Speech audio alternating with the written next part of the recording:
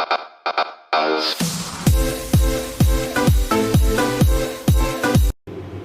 guys! Magandang araw sa ating lahat. This is Martinez Mato, ang proud vlogger ng Boreas Island.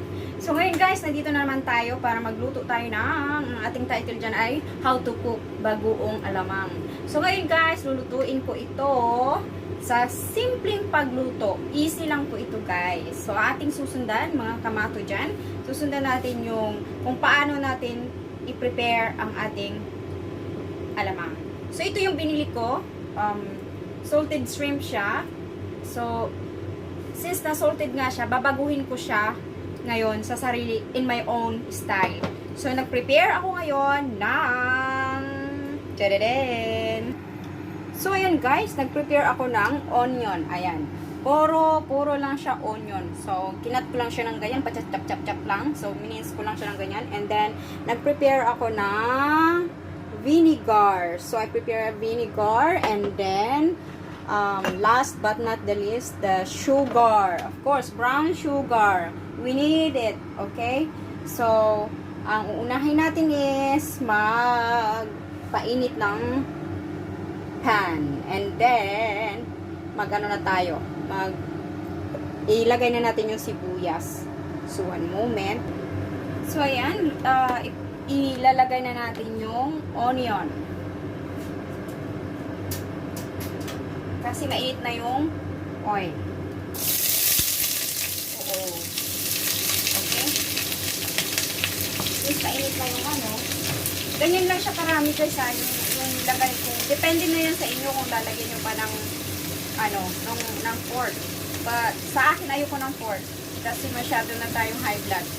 So pork, yun choice nyo yun kung lalagyan nyo. Pero this is my own way. So, lahat lang siya ay onion. Wala siyang garlic.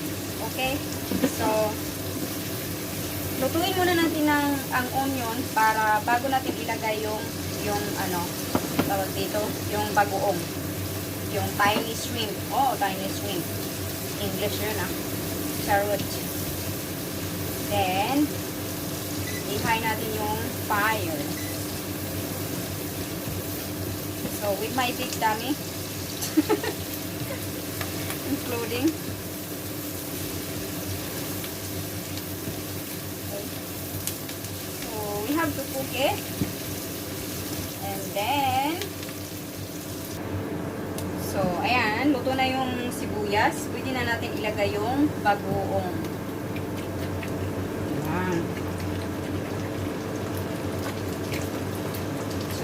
Yung ating bagoong, check nyo pa rin, baka may dumi yung bagoong kasi di naman maiwasan yun eh. So ayan guys, so since naglagay na tayo ng bagoong, igisa muna natin siya ng konti just for a while bago natin siya lagyan ng sugar. Palutuin muna natin ng konti yung bagoong. So, kunti lang yung onion ko para ayoko naman hindi na malasahan yung bagoong. So, ilakas ko yung apoy ko kasi nagtubig na siya.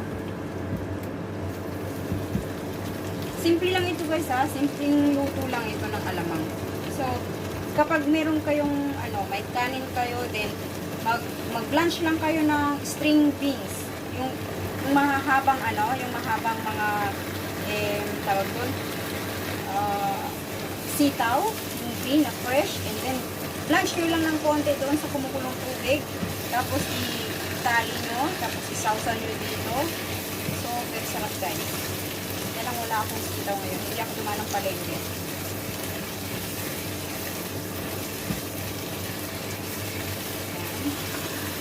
Ginisa ko muna siya para bago ko lagyan ng sugar. So guys, malapit na akong alis. Iyaan ko mamaya, tatakpan ko lang. Ayan.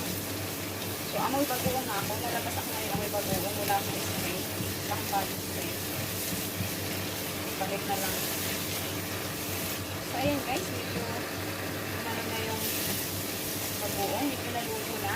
Lagyan natin siya ngayon ng sugar. So, nakadepende pa rin po sa inyo ang sugar guys ha. Kasi depende naman yan Tatamisan nyo ba o hindi? Kung pang mangga, huwag nyo masyadong tamisan. Pero kung pang gulay, pang ano nyo sa gulay, lagyan nyo ng matamis. Marami pang sugar. Then, after ng sugar, guys, pag natunaw na yung sugar, para mawala yung alat, na medyo malinamnam siya, nagutos na muna ako sa amo ko bumili ng sugar. Sabi ko, pabili ng sugar kasi wala ng sugar. Sabi niya, ubos na. Ay, oo. Ako yung taga-ubos ng sugar. Yung taga-luto ng alamang. So, iba na yung kulay niya, guys. Hindi na siya pink. Diba? Ay, sorry naman. Hindi pala ito. Hindi na siya pink kasi, ang tawag dito, nilagyan ko na siya ng brown sugar. Nakadepende pa rin po sa inyo kung brown sugar o white sugar ang ilalagay nyo. Pero ako kasi nakasanayan ko brown sugar. Kasi masyadong matamis talaga yung white sugar. Hindi ko sa brown sugar na sanay. So, ayun na guys. Nilagyan ko na siya ng asukal. Mamaya, titikman pa natin yung matamis ba talaga siya o hindi naman. Kung hindi pa masyadong matamis, ay ko. One moment. Hindi pa masyadong matamis. Dadagdagan ko na siya ngayon ng ko ng ato ulit. Ilagay ko sa number 6 ulit. Lagyan ko siya ng vinegar. Okay, vinegar na ako kasi depende ko kung anong vinegar gusto nyo. Kasi ito lang yung vinegar na gusto ko. Depende na rin. Pag nasa Pinas, dapat puti kasi gamit ko. Yan. So, lalagyan natin siya ng vinegar para mawala yung alat. Ay, sorry. At malinamnam. Yung lagi natin isipin, guys. Malinamnam ang ating niluluto kapag may vinegar. So, huwag nyo lagyan ng ginisang mix kasi maalat yun. So, lagyan lang ng asukal. Walang ibang ilalagay guys. Sugar at vinegar.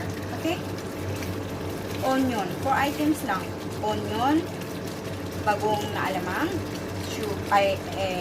vinegar, at sugar. Yun lang. Walang iba. So, pag may naka-blanch kayong cabbage, wow, so sarap. Tapos sausaw nyo dito. Natutunan ko ito guys sa sa best friend kong Ilocana. Ay, Panggalatok. Panggalatok o Ilocana, I don't know. Basta yung salita niya iba. Pero Tagalog naman siya sa akin. So yun, natutunan ko ito doon. Tapos nag-lunch kami ng sitaw. Ang sarap-sarap ng kain namin. Doon ako tumaba nung natambay ako sa bahay. Na tumigil na ako kasi nag-process na ako sa papel. Tambay ako ng 1 month kasi nagpapala at ako ng grupo. So ito yung nangyari. Tumaba ako ng tumaba doon na umabot ako ng 68 to 70 kg.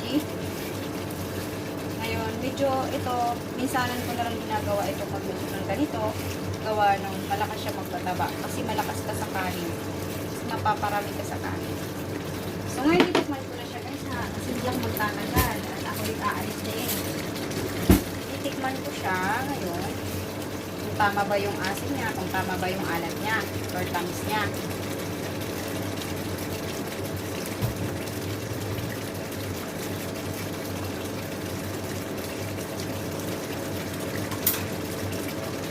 Medyo kulang yung yung sugar.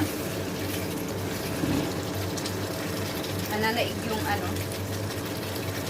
nananaig yung alat. So, ayokong manaig yung alat. Kunting pa. Ayun. So, enough.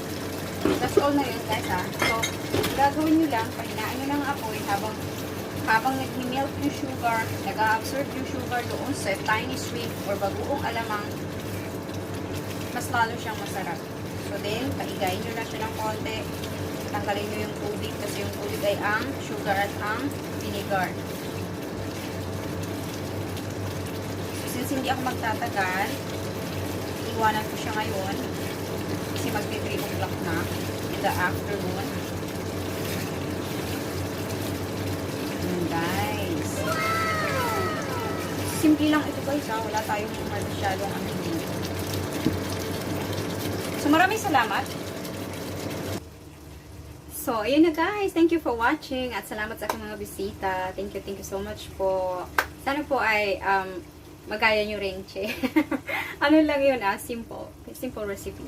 So, maraming salamat po, Team Buddies and Team Divam at sa aking visitors ngayon. Maraming salamat po sa panonood. Thank you po. Bye-bye.